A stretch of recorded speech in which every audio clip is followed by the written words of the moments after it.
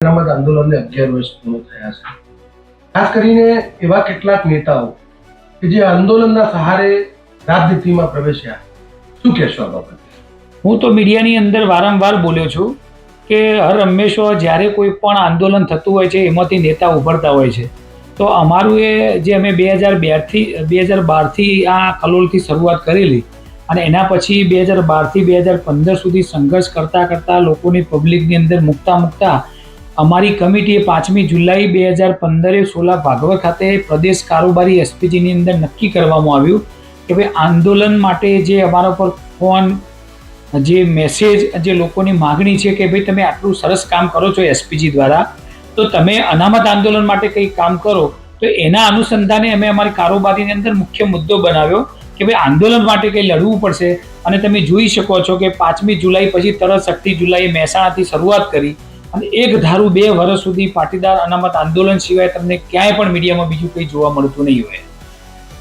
જે રીતે હાર્દિક પટેલની વાત છે, અનામત આંદોલન ત્યાં ચહેરો ઉભરી આવ્યો.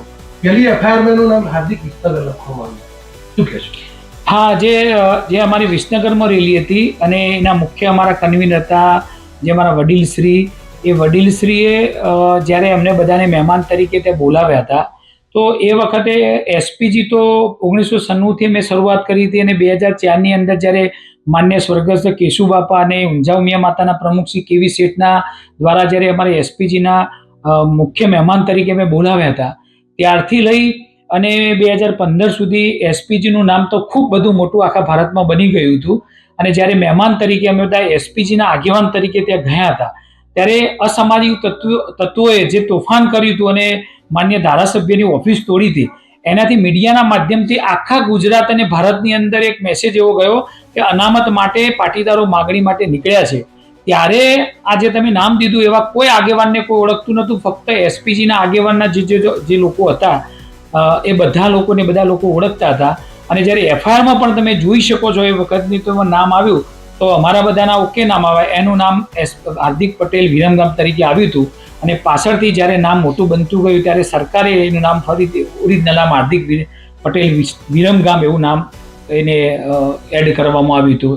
પહેલા શું નામ લખ્યું હતું ને પાછળથી શું નામ કર્યું? પહેલા તો હાર્દિક પટેલ વિસનગર હતું અને પછી એનું નામ જ્યારે એ રેલીથી જ્યારે આ તોફાન થયું, નામ બહાર આવ્યું અને બીજી બધી પણ રેલીની અંદર જ્યારે અમારે જવાનું થયું ને જ્યારે જેમ લોકો ઓળખતા થયા, પછી જે સમરી ભરવાની આવે છે એની અંદર એનું નામ સુધારીને હાર્દિક વિસનગરને બદલે હાર્દિક વિરમગામ એવું કરવામાં આવ્યું હતું.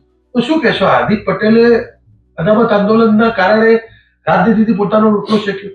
એ તો જગ જાહેર છે કે મેં કહ્યું ને, ઘણા બધા નેતાઓ અમારા અનામત આંદોલનના કારણે આજે તમે જોઈ શકો છો કે ભાજપ, કોંગ્રેસ અને આમ આદમી પાર્ટીની એ ધારાસભ્યો પણ બધા ઘણા બધા બની ગયા અને ઘણા બધા આજે મોટા સંગઠનની અંદર પણ છે.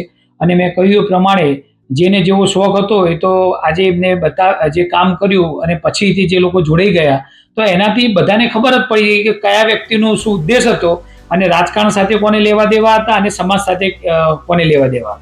તો હવે આ આંદોલનથી સમાજને કેટલું નુકસાન થયું અને કેટલાક લોકોને ફાયદો થયો, તો કોને ફાયદો થયો, સમાજને શું નુકસાન? જો સમાજને તો નુકસાન તો એ થયું કે અમારા 14 દીકરાઓ અને ઘણા બધા યુવાનો એવા હતા જેમના પર ખોટા કેસો થયા, એમના બહાર જવાનું પણ, વિદેશ જવાનું પણ અટકી પડ્યું અને હજી પણ ઘણા બધા કેસો ચાલુ છે. તો એ યુવાનોને જીવનની અંદર બહુ ઘણી બધી મુશ્કેલી આવી, એમના પરિવારને ઘણી બધી મુશ્કેલી આવી. જે લોકો શહીદ થઈ ગયા એમના પરિવારને પણ ઘણી બધી મુશ્કેલી આવી છે. જે લોકોને ગોળી વાગી હતી, ઘાયલ થઈ ગયા હતા, ઘણા બધા લોકો હતા, નાની મોટી ઈજાઓ થઈ હતી, એમના પરિવારને પણ ઘણું બધું સોચવાનો વારો આવ્યો છે.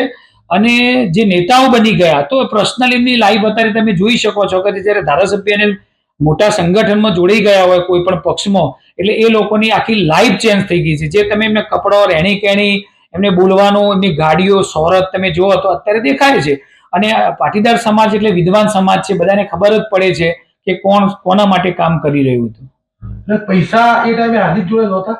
જો ઘણા બધા નેતાઓ એવા હતા કે જે તમે પોતે બોલેલા છે કે અમે મીડિયમ ખેડૂત પરિવારમાંથી આવીએ છીએ અને આજે તમે એમની રહેણી કહેણી, મકાનો બધું જોતા હશો તો અત્યારે ખૂબ એ તમે મોટું જોવા મળે છે.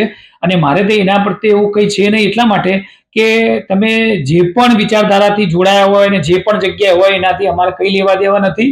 અમારે તો જ્યારે પણ કંઈ બોલવાનું થાય એટલે એમાં સત્ય બોલવું જ જોઈએ, અને સત્ય બોલીએ એટલે જે લોકોને ખોટા ગુમરાહ હોય એમને લોકોને ખબર પડે.